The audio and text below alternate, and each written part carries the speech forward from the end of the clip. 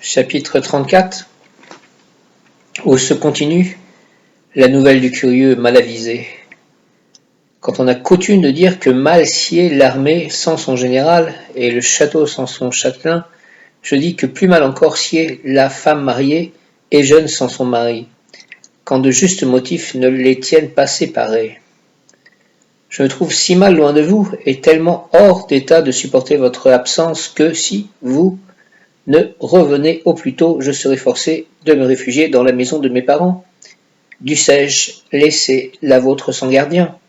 Car celui que vous m'avez laissé, si toutefois il mérite ce nom, vise à ce que je crois plus à son plaisir qu'à vos intérêts.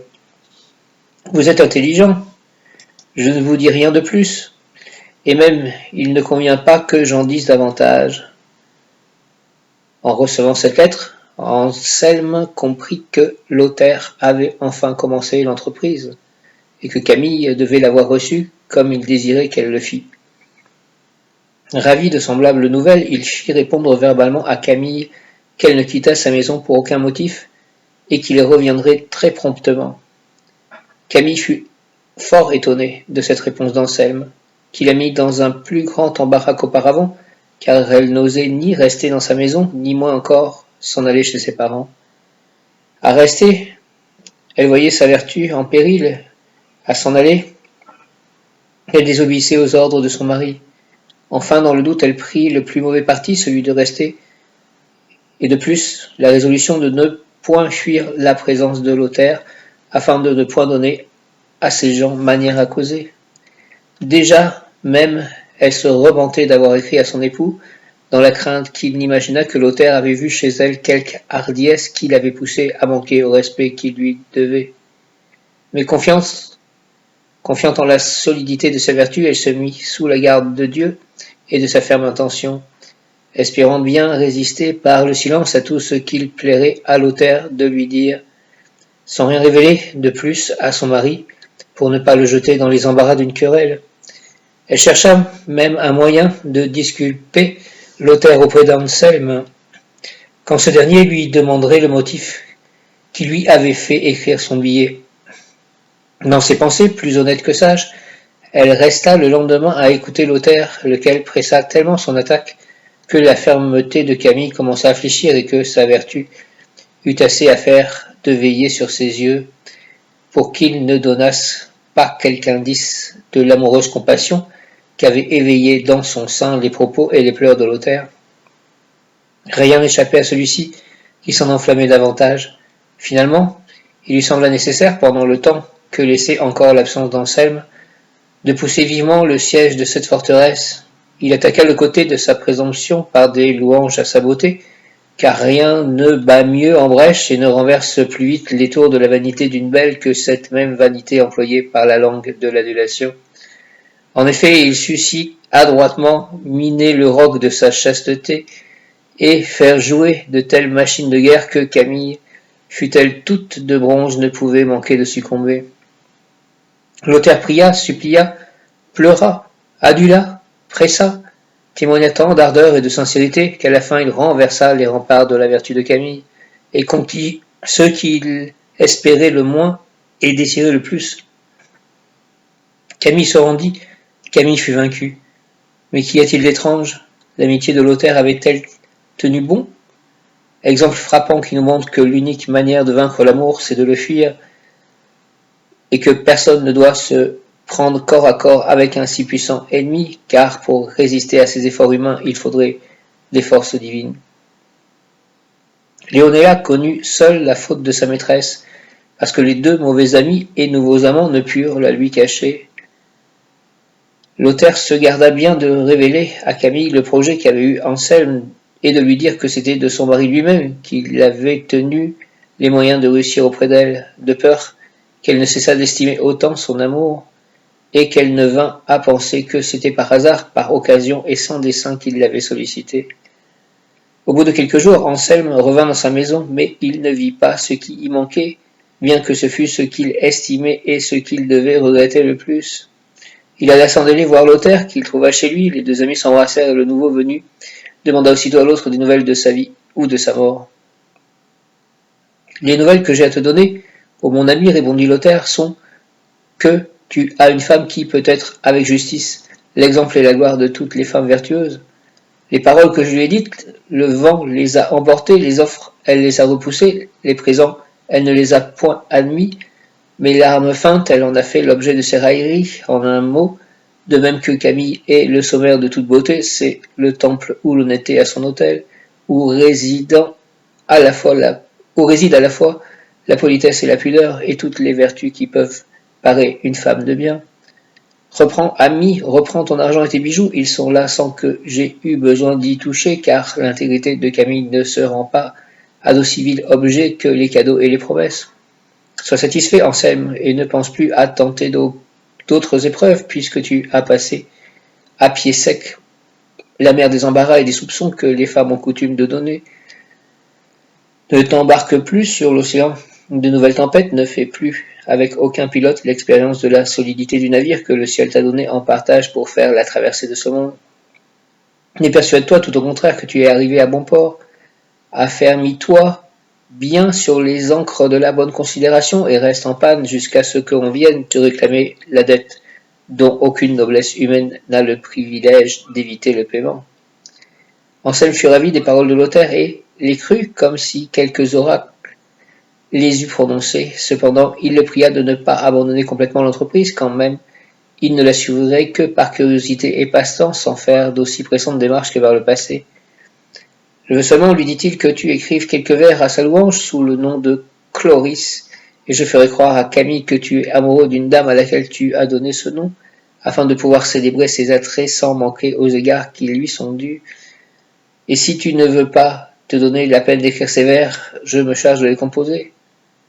Cela est inutile, reprit Lothaire. Les muses ne me sont pas tellement ennemies qu'elles ne me fassent quelques visites dans le cours de l'année par la Camille de mes feintes amours, mais quant aux vers, je les ferai, sinon, tels que le méritent leur sujet, au moins du mieux que je pourrai.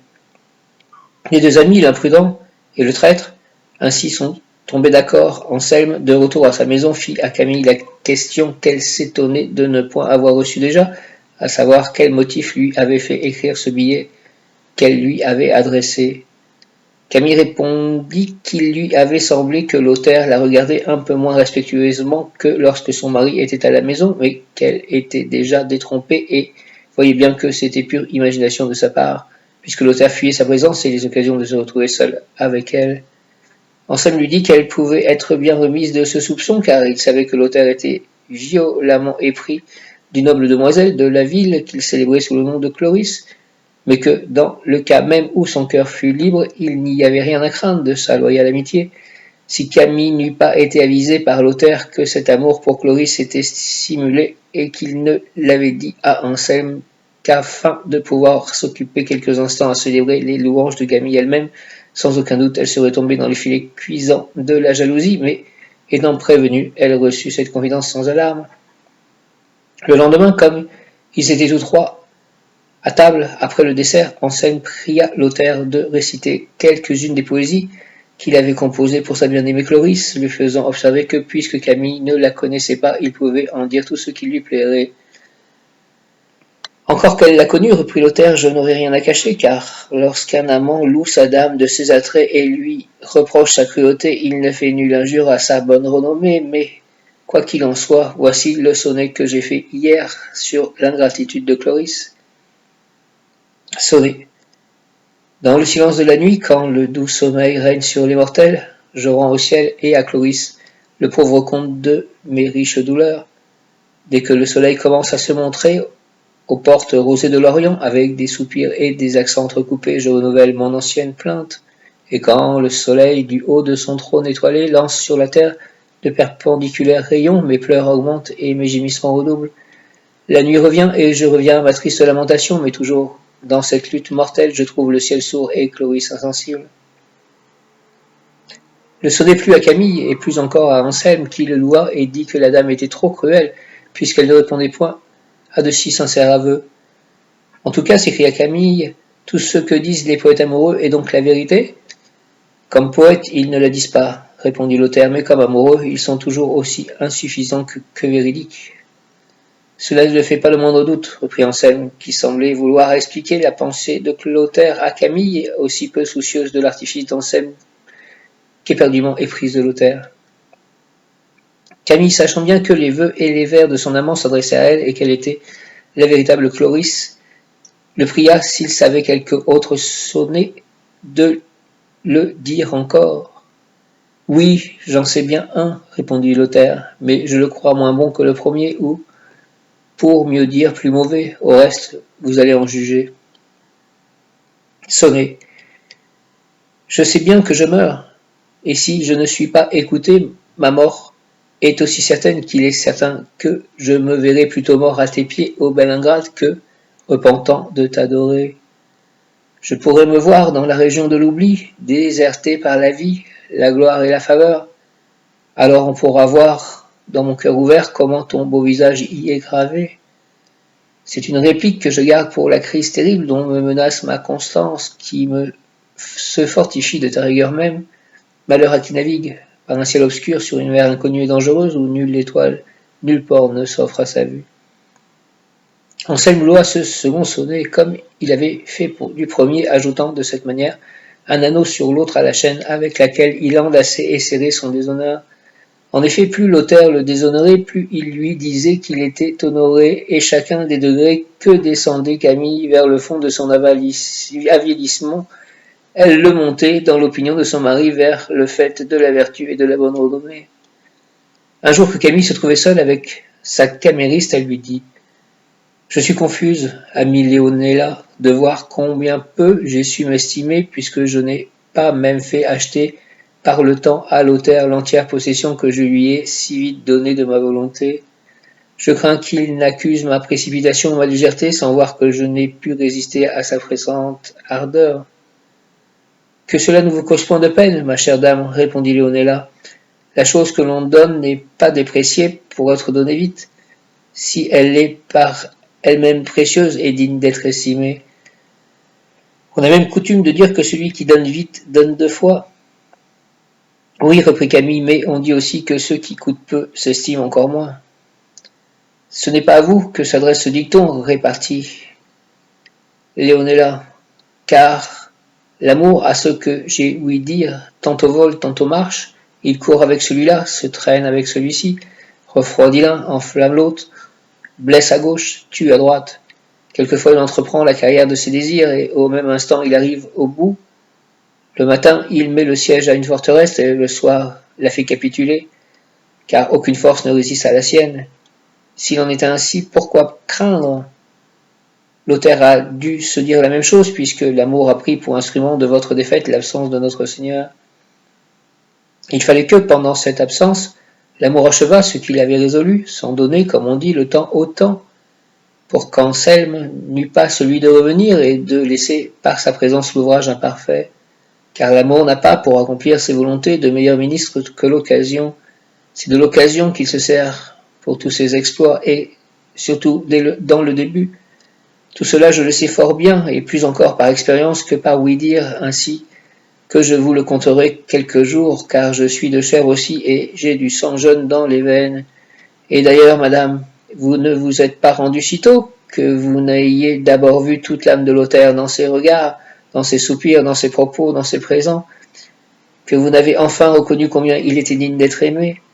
S'il en est ainsi, ne vous laissez pas assaillir l'imagination par ses scrupules et ses pensées de prude.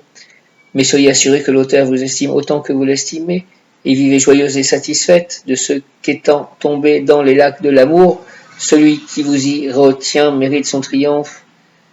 En effet, il n'a pas seulement les 4 SSSS que doivent avoir à ce qu'on dit tous les amants parfaits, mais même un alphabet tout entier. Écoutez-moi et vous allez voir, comme je le sais par cœur, il est à ce que je vois et ce que j'imagine. Aimant, bon, courageux, discret, empressé, fidèle, généreux, habile, illustre, jeune, loyal, modeste, noble, honnête, prudent, qualifié, riche, puis les 4 SSSS, spirituel, seul, soigneux et sûr, que nous venons de dire, puis tendre et véridique. L'X ne lui va pas, c'est une lettre rude. L'Y n'a rien qui lui convienne, enfin, zélé pour votre bonheur.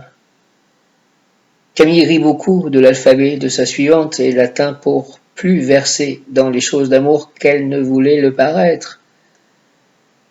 L'autre en fit l'aveu et découvrit à sa maîtresse qu'elle était engagée dans une intrigue amoureuse avec un jeune homme bien né de la même ville. À cette confidence, Camille se troubla, craignant que ce ne fût une voie ouverte à son déshonneur. Elle pressa des questions Léonella pour savoir si ces entrevues allaient plus loin que la conversation. Celle-ci, perdant toute retenue, lui répondit effrontément qu'elle ne s'amusait plus aux paroles.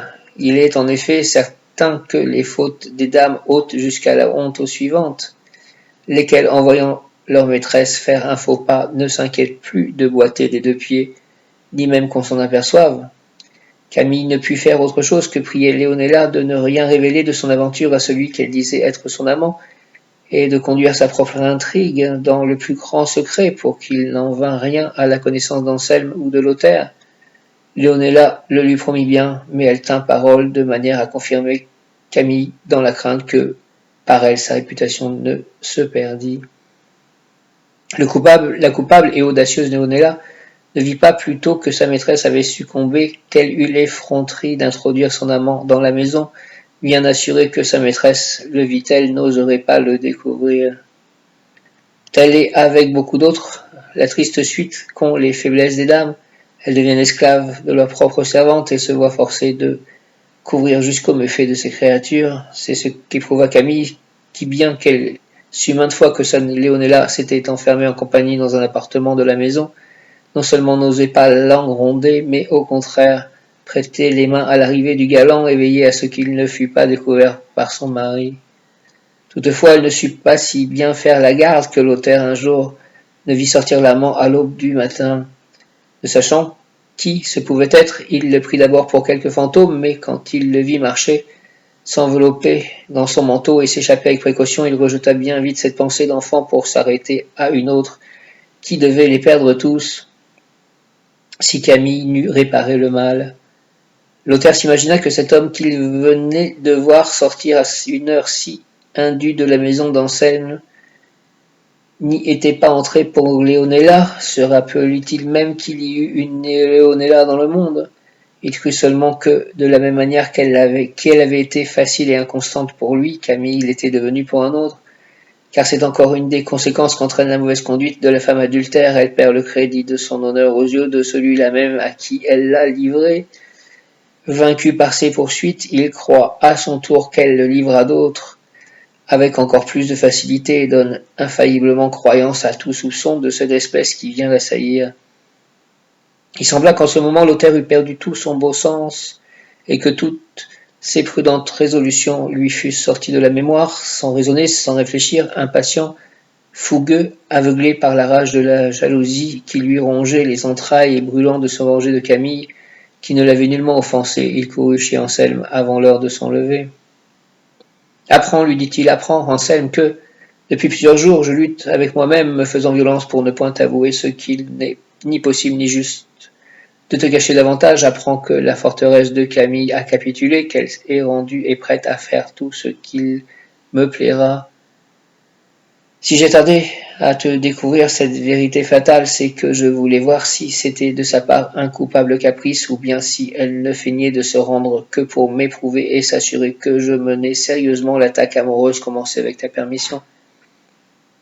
J'ai cru également que, si elle eût été ce qu'elle devait être et ce que nous pensions tous deux, elle t'aurait déjà révélé mes poursuites, mais, voyant qu'elle tarde à t'en faire l'aveu, je dois tenir pour sincère la promesse qu'elle m'a faite de me recevoir la première fois que tu t'absenterais de chez toi, dans le cabinet qui te sert de garde-robe, et c'était là en effet que se rencontraient Camille et Lothaire. Toutefois, je ne veux pas que tu cours précipitamment tirer quelque vengeance de l'infidèle, puisque le péché n'est encore commis que par pensée, et qu'il pourrait arriver que, d'ici au moment de le commettre par action, cette pensée de Camille vint à changer et qu'à sa place naquit le repentir. Ainsi comme jusqu'à présent tu as ponctuellement suivi mes conseils, or en un point suis encore un avis que je veux te donner maintenant que tu lèves tes doutes sans erreur possible et que tu puisses agir en pleine connaissance de cause. Fin de t'absenter pour 2 ou 3 jours, comme cela t'est maintes fois arrivé, et fais en sorte de rester enfermé dans ta garde-robe où les tapisseries et les meubles t'offriront un commode moyen de te cacher. Alors tu verras par tes propres yeux, ainsi que moi par les miens, ce que veut Camille. Si son intention est coupable, comme c'est à craindre plus que le contraire à espérer, sans bruit, avec discrétion et sagacité, tu pourras être le vengeur de ton outrage. Le pauvre Anselme resta stupéfait et comme anéanti à cette confidence de Lothaire. Elle venait en effet le surprendre au moment où il s'y attendait le moins, car il croyait pieusement Camille victorieuse des feintes attaques de Lothaire et commençait lui-même à goûter les joies du triomphe. Il demeura longtemps, les yeux fixés à terre, immobile et silencieux, enfin il s'écria. Tu agis, Lothaire, comme je l'attendais de ton amitié. En toute chose, j'ai suivi ton conseil, fais maintenant ce qui te semblera bon, et surtout garde le secret qu'exige un événement si inattendu. Lothaire le lui promit, et dès qu'il se fut éloigné, il se repentit amèrement de tout ce qu'il venait de dire. Voyant avec quelle impardonnable étourderie il avait agi, puisqu'il aurait pu se venger lui-même de Camille sans prendre une voie si cruelle et si déshonorante. Il maudissait son peu de jugement, se reprochait sa précipitation, et ne savait quel moyen prendre pour défaire ce qu'il avait fait, ou trouver, au moins à sa sottise, une raisonnable issue. À la fin, il résolut de tout révéler à Camille, et comme les occasions ne lui manquaient pas de la voir en secret, il alla ce jour même la trouver. Dès qu'il l'aperçut, elle lui dit « Sachez, ami Lothaire, que j'ai au fond de mon cœur un chagrin qui me le déchire et le fera quelque jour éclater. Dans ma poitrine, l'effronterie de Léonella en est venue à ce point que toutes les nuits, elle fait entrer un galant dans cette maison et le garde auprès d'elle jusqu'au jour. Jugez quel danger court ma réputation, et quel champ libre aurait pour m'accuser celui qui le verrait sortir de chez moi à ces heures indues. Mais ce qui m'afflige le plus, c'est que je ne peux ni la chasser, ni la réprimander, car de ce qu'elle est la confidente de notre intrigue, j'ai la bouche fermée sur la sienne, et je crains bien que cela n'amène quelque catastrophe. » Aux premières paroles de Camille, Lothaire crut que c'était un artifice pour lui persuader que l'homme qu'il avait vu sortir était venu pour Léonella et non pour elle, mais quand il la vit pleurer, se désoler et lui demander son secours pour la tirer d'embarras, il reconnut enfin la vérité, ce qui accrut encore son repentir et sa confusion. Cependant, il répondit à Camille qu'elle cessa de s'affliger, et qu'il trouverait bien moyen de mettre ordre à l'impudence de Léonella. Ensuite, il lui confia tout ce que, dans le transport d'une fureur jalouse, il avait révélé à Anselme et le complot qu'ils avaient tramé pour que celui-ci se gâchât dans sa garde-robe et pût voir clairement de quelle déloyauté sa tendresse était payée. Il lui demanda pardon de cette folie, puis conseil pour la réparer et sortir de l'inextricable labyrinthe où les avait jetés sa fatale irréflexion. Camille fut épouvantée à l'aveu que faisait Lothaire et commença par lui reprocher, avec un tendre dépit, et sa mauvaise pensée et la résolution plus mauvaise encore qu'elle lui avait fait prendre. Mais comme naturellement la femme a l'esprit plutôt prêt que l'homme pour le bien et pour le mal, esprit qui lui échappe lorsqu'elle veut réfléchir mûrement, Camille trouva sur le champ le moyen de remédier à une faute si irrémédiable en apparence. Elle dit à Lothaire de faire en sorte qu'Anselme se cachât le lendemain comme il en était convenu, parce qu'elle espérait tirer de cette épreuve même une facilité pour que leur amour pût désormais se satisfaire sans alarme et sans effroi.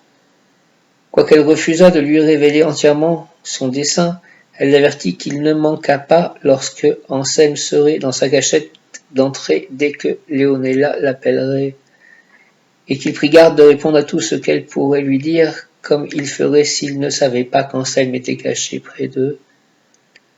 Lothaire la pressa vainement d'achever de lui expliquer son intention pour qu'il pût agir avec plus de prudence et de sûreté. Camille se borna seulement à lui répéter qu'il n'avait autre chose à faire qu'à répondre aux questions qui lui seraient adressées. Elle ne voulait pas le mettre plus au courant de ce qu'elle pensait faire dans la crainte qu'il ne refusât d'exécuter un projet qu'elle trouvait excellent et qu'il n'en chercha d'autres, beaucoup moins profitables. L'auteur s'éloigna, et le lendemain, sous prétexte d'aller à la maison de campagne de son ami, Anselme partit et revint aussitôt se cacher, ce qu'il put faire aisément, Camille et Léonella lui ayant, avec adresse, préparé les moyens. Anselme donc, établi dans sa cachette, avec ses angoisses qu'on peut supposer à l'homme qui va voir de ses propres yeux faire la dissection des entrailles de son honneur, se croyait sur le point de perdre le souverain bien qu'il plaçait en sa chère Camille.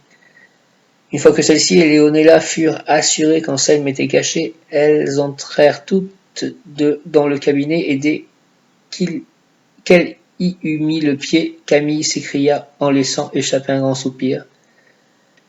Hélas, amie Léonella, ne vaudrait-il pas mieux, avant que je me décide à mettre en œuvre ce que je ne veux pas te dire, de peur que tu ne m'empêches de le faire, que tu prisses cette épée d'Anselme que je t'ai demandée pour percer le cœur infâme qui bat dans ma poitrine?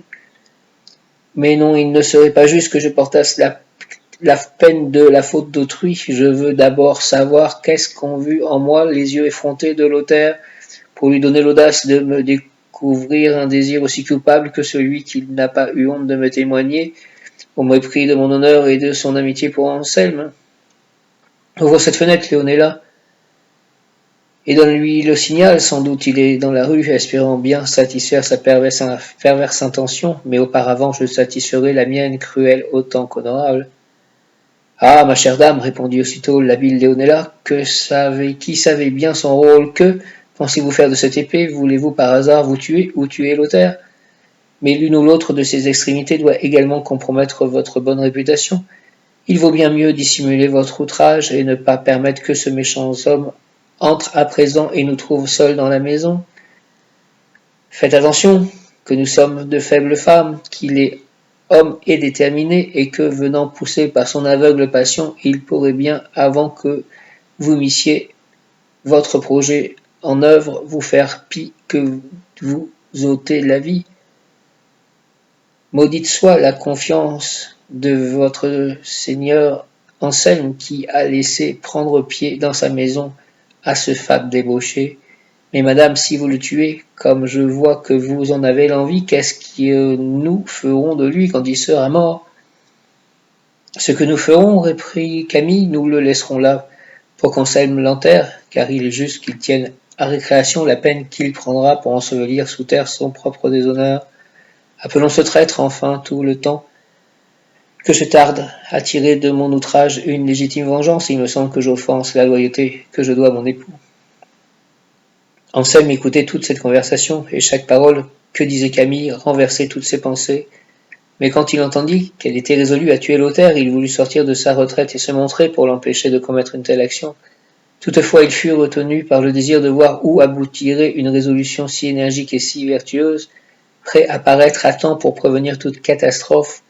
En cet instant, Camille parut atteinte d'un évanouissement profond, et sa camériste, l'ayant jetée sur un lit qui se trouvait là, se mit à pleurer amèrement.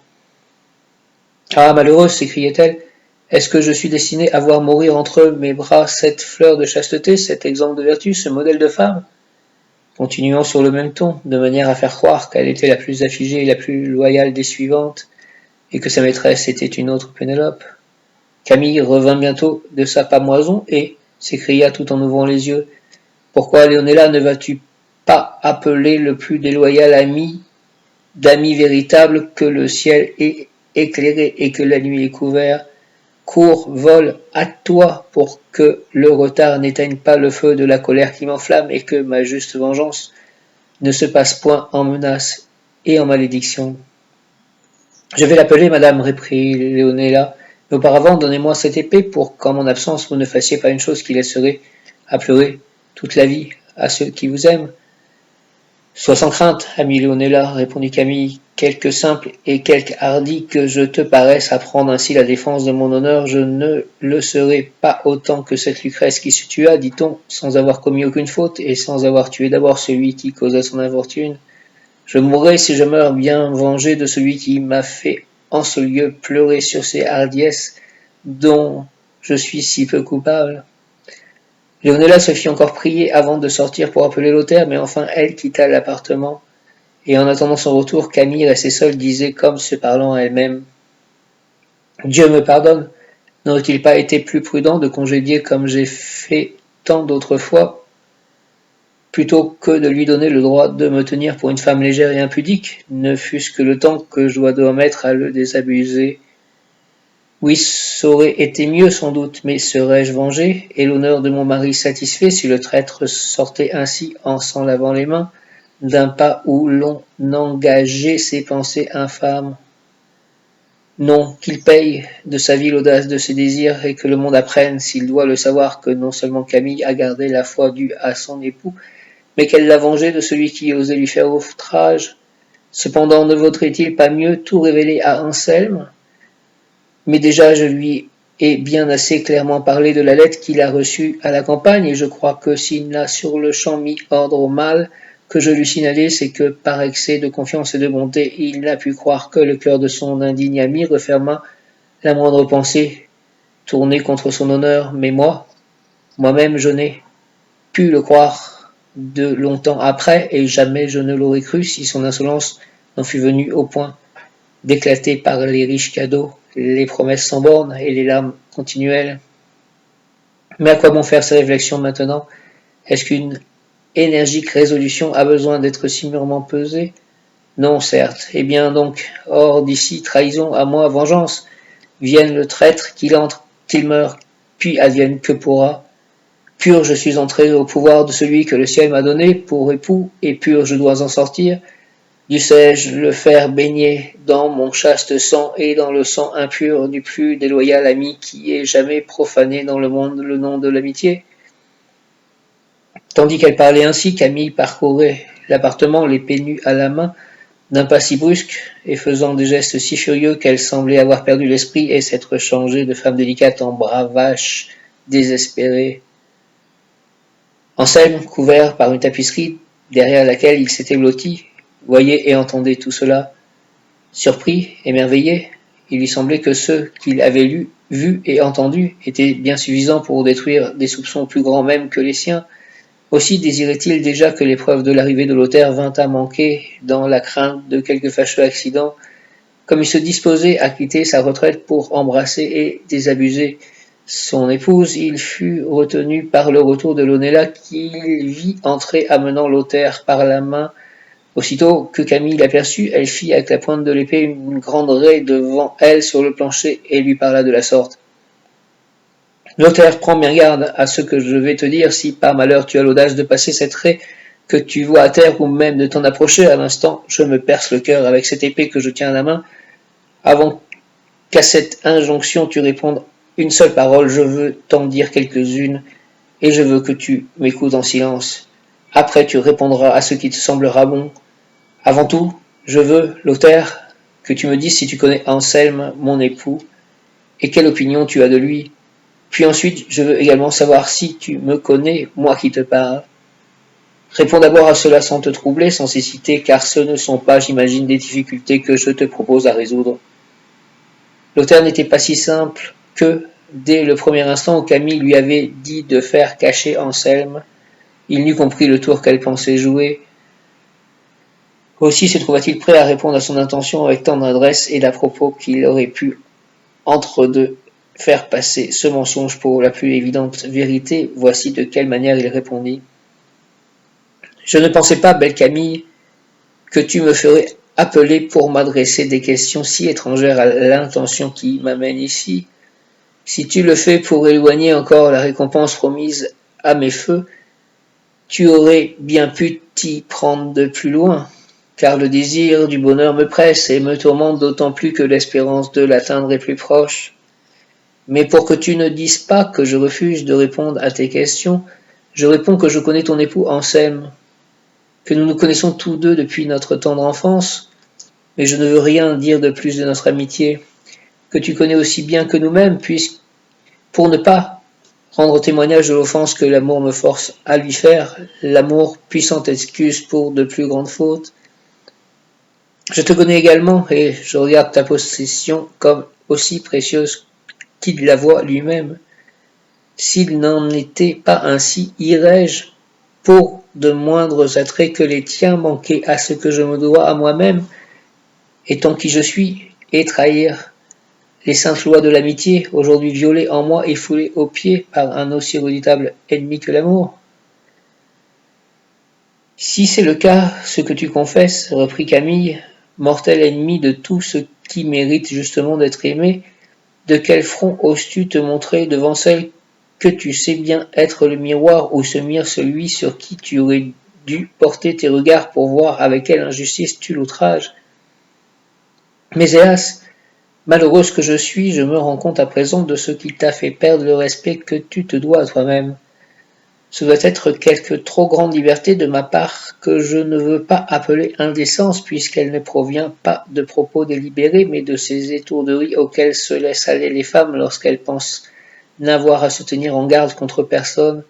Sinon dis-moi, traître, quand est-ce que j'ai répondu à tes prières par un mot, par un geste qui put éveiller en toi la moindre espérance de voir exaucer tes infâmes désirs? Quand est-ce que tes propos d'amour n'ont pas été repoussés, réprimandés par les miens avec rigueur et dureté? Quand est-ce que j'ai donné croyance à tes 1000 promesses ou accepté tes dons séduisants? Mais comme je ne peux croire qu'on s'obstine longtemps dans une poursuite amoureuse sans être soutenu par quelque espoir, il faut bien que je rejette sur moi la faute de ton impertinence. Sans doute quelque involontaire négligence de ma part aura soutenu si longtemps ton volontaire projet de séduction. Aussi je veux me punir et faire tomber sur moi le châtiment que mérite ta faute. Mais afin que tu vois qu'étant si cruel avec moi-même, je ne peux manquer de l'être également avec toi, j'ai voulu t'amener ici pour être témoin du sacrifice que je pense faire à l'honneur offensé de mon digne époux, outragé par toi aussi profondément qu'il t'a été possible, et par moi aussi, qui n'ai pas mis assez de soin à fuir toute occasion d'éveiller et d'encourager tes criminelles intentions. C'est ce soupçon, je le répète, que quelque inadvertance de ma part a pu faire naître en toi de si odieuses pensées qui m'affligent et me tourmentent le plus. C'est lui que je veux punir de mes propres mains, car si je cherchais un autre bourreau que moi-même, peut-être ma faute en serait-elle plus publique. Mais je n'entends pas mourir seul, je veux emmener avec moi celui dont la mort complétera ma vengeance et qui apprendra quelque part qu'il aille que la justice atteint toujours la perversité. En achevant ces mots, Camille, avec une force et une légèreté incroyables, se précipita l'épée nue sur Lothaire. Elle paraissait si résolue à lui percer le cœur qu'il fut presque à douter si ses démonstrations étaient feintes ou véritables, et qu'il se vit contraint d'employer son adresse et sa force pour éviter les coups qu'elle lui portait. Camille mettait tant d'ardeur dans son étrange artifice que, pour lui donner encore davantage la couleur de la vérité, elle voulut le teindre de son propre sang. Voyant qu'elle ne pouvait atteindre Lothaire, ou plutôt feignant qu'elle ne pouvait le point, puisque le sort, s'écria-t-elle, ne veut pas que je satisfasse entièrement mon juste désir, il ne sera pas du moins assez puissant pour m'empêcher de le satisfaire à demi. Faisant effort pour dégager des mains de Lothaire l'épée qu'il avait saisie, elle la tourna contre elle et la dirigeant à une place où l'arme ne pouvait entrer profondément, elle en enfonça la pointe au-dessus du sein gauche, près de l'épaule, puis elle se laissa tomber par terre comme sans connaissance. Lothaire et Leonela, étant également frappés de surprise et de crainte à la vue d'une telle aventure, et ne savaient qu'en croire lorsqu'ils virent Camille étendue à terre baignée de son sang. Hors de lui, sans haleine, Lothaire se précipita pour arracher l'épée, mais quand il vit combien la blessure était légère, il perdit tout effroi et admira de nouveau l'adresse et la sagacité de la belle Camille. Du reste, pour remplir également son rôle, il se mit à faire une longue et triste lamentation sur le corps de Camille, comme si elle fût trépassée, s'accablant de malédictions, et non seulement lui, mais encore celui qui était la première cause de la catastrophe. Et comme il savait que son ami Anselme était à l'écouter, il disait de telles choses que quiconque les aurait entendues aurait eu plus pitié de lui que de Camille, même la croyant morte. Leonela, qui la prit dans ses bras, la posa sur le lit, en suppliant Lothaire d'aller chercher quelqu'un pour la panser en secret. Elle lui demandait aussi conseil sur ce qu'il fallait dire à son maître de la blessure de sa maîtresse s'il était de retour avant qu'elle fût guérie. Lothaire lui répondit de dire tout ce qui lui plairait, car il n'était guère en état de donner un conseil profitable. Il ajouta seulement qu'elle essaya d'arrêter le sang qui coulait, et que, Pour lui, il allait où personne ne pourrait le voir. Alors, avec de grands témoignages de douleur, il quitta précipitamment la maison. Dès qu'il se vit seul et que personne ne put l'apercevoir, il se mit à faire des signes de croix par douzaines, émerveillé qu'il était de l'adresse de Camille et du jeu parfait de Leonela. Il considérait combien Anselme devait être persuadé qu'il avait pour femme une seconde Portia, et brûlé de le trouver pour célébrer avec lui la vérité la mieux dissimulée et le mensonge le mieux ourdi que jamais on put imaginer.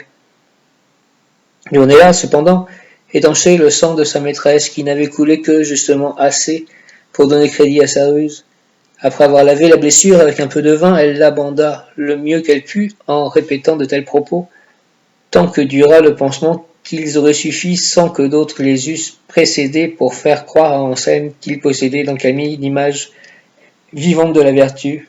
Aux paroles de Leonela vint se joindre celle de Camille qui s'accusait de lâcheté, puisqu'elle avait manqué de cœur au moment où il lui était le plus nécessaire d'en avoir pour sauter une vie qu'elle avait en horreur. Elle demandait conseil à sa suivante pour savoir s'il fallait ou non révéler toute l'aventure à son cher époux, mais Leonela lui dit de s'en bien garder parce qu'elle le mettrait dans l'obligation de se venger de Lothaire, ce qu'il ne pouvait faire qu'au péril de sa vie, et que la bonne épouse, loin de donner à son mari des occasions de querelle, doit l'en préserver autant qu'elle le peut. Camille répondit que cet avis lui semblait bon et qu'elle le suivrait, mais qu'il fallait en tout cas chercher que dire à Anselme sur la cause de cette blessure qu'il ne pouvait manquer de voir. À cela, Leonela répondit que, même à bonne intention, elle ne savait pas mentir. Et moi, s'écria Camille, le sais-je davantage? Je n'oserais pas forger ni soutenir un mensonge quand il s'agirait de ma vie. Si nous ne savons trouver une issue à ces embarras, il vaut mieux lui dire la vérité toute nue que de nous laisser prendre en délit de mensonge. Allons, madame, reprit Leonela, ne vous affligez pas ainsi, d'ici à demain je penserai à ce qu'il convient de lui dire. Peut-être à cause de la place où elle est, pourrons-nous cacher la blessure sans qu'il l'aperçoive, et le ciel daignera favoriser nos honnêtes desseins. Calmez-vous, madame, et tâchez de vous remettre afin que monseigneur ne vous trouve pas dans cette agitation. Pour le reste, laissez-le à mes soins et à la bonté de Dieu, qui vient toujours en aide aux bonnes intentions. Anselme, comme on le pense bien, avait mis une attention extrême à entendre avoir représenté la tragédie de la mort de son honneur, tragédie dont les personnages avaient joué leur rôle avec tant de naturel et de vérité qu'on aurait dit qu'ils s'étaient transformés réellement en ce qu'ils feignaient d'être. Il attendait impatiemment la nuit afin de trouver l'occasion de quitter sa retraite et d'aller visiter Lothaire, son excellent ami, pour qu'ils pussent se féliciter mutuellement de la pierre précieuse qu'il avait trouvée dans l'épreuve de la vertu de sa femme. Les deux comédiennes ne manquèrent pas de lui offrir un moyen commode de s'échapper, et lui saisissant l'occasion, courut aussitôt à la demeure de Lothaire. Il le trouva chez lui, et l'on ne saurait convenablement raconter et les embrassements qu'il lui donna, et les choses qu'il dit sur son bonheur, et les louanges dont il accabla Camille. Lothaire écoutait tout cela sans pouvoir donner aucun signe de joie, car sa conscience lui représentait dans quelle erreur était son ami, et lui reprochait de l'avoir offensé. Anselme voyait bien que Lothaire ne répondait point à son allégresse, mais il attribuait cette froideur à ce que son ami avait laissé Camille grièvement blessée, et qu'il était la cause de son mal. Aussi, parmi tous ses propos, il lui dit de n'avoir aucune inquiétude sur l'accident de Camille, et que sa blessure sans doute était légère, puisqu'elle était convenue avec sa suivante de la lui cacher.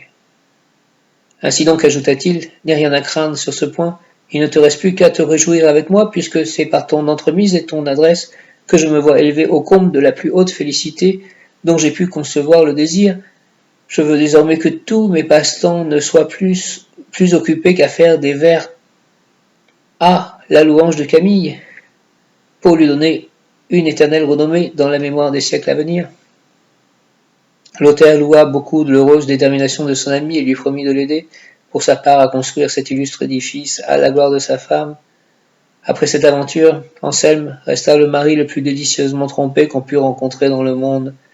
Lui-même conduisait par la main à sa maison, croyant y mener l'instrument de sa gloire, celui qui était l'instrument de son déshonneur, et Camille recevait celui-ci avec un visage courroucé, mais avec une âme riante et gracieuse.